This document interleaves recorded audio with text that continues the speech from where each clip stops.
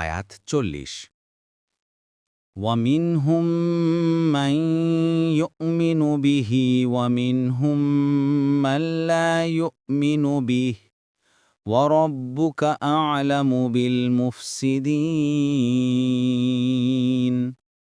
অনুবাদ: আর তাদের মধ্যে কেউ এর ওপর ঈমান আনে, আবার কেউ এর ওপর ঈমান আনে না, এবং আপনার রব ফাসাদ সৃষ্টিকারীদের সম্বন্ধে অধিক অবগত। তাফসির।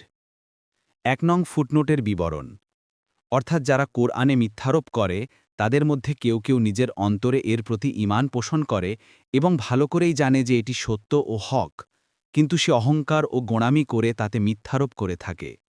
আবার তাদের মধ্যে কেউ কেউ আছে যারা এর ওপর অন্তর থেকেই অবিশ্বাসী, তারা মূলত না জেনেই এর ওপর মিথ্যারোপ করছে।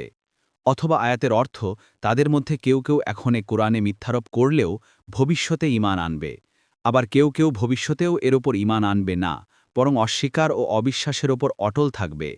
কোনো মুফাসসির বলেন, এখানে কোরআনকে বোঝানো হয়নি, বরং রাসূলুল্লাহ সাল্লাল্লাহু আলাইহি ওয়াসাল্লামকে বোঝানো হয়েছে। তখনও ওপরে বর্ণিত উভয় প্রকার অর্থই হতে পারে। তাছাড়া কারো কারো মতে আয়াতটি মক্কাবাসীদের সাথে নির্দিষ্ট, অপর কারো কারো মতে সেটি সকল কাফেরের জন্য ব্যাপক। ফাথুল কাদির।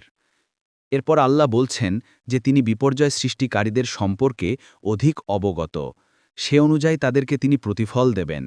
যারা গোঁড়ামি করে কুফুরিতে অটল রয়েছে তিনি তাদের ভালো করেই জানেন।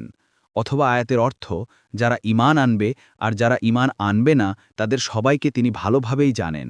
তাদের মধ্যে যারা বিপর্যয় সৃষ্টিকারী তাদের সম্পর্কে তিনি সম্যক অবগত। অনুরূপভাবে কারা অন্তরে ঈমান থাকার পরও মুখে স্বীকার করছে না আর কারা অন্তর থেকেই না জেনে এর উপর কুফরি করছে তিনি সবাইকে ভালোভাবেই জানেন। ফাথুল কাদির। পরবর্তী তাফসিরে যেতে ভিডিওটি শেষ হওয়ার পূর্বেই এই বক্সে ক্লিক করুন। ভয়েস বা উচ্চারণে অনিচ্ছাকৃত ত্রুটি ক্ষমাসুন্দর দৃষ্টিতে দেখবেন ইনশাআল্লাহ।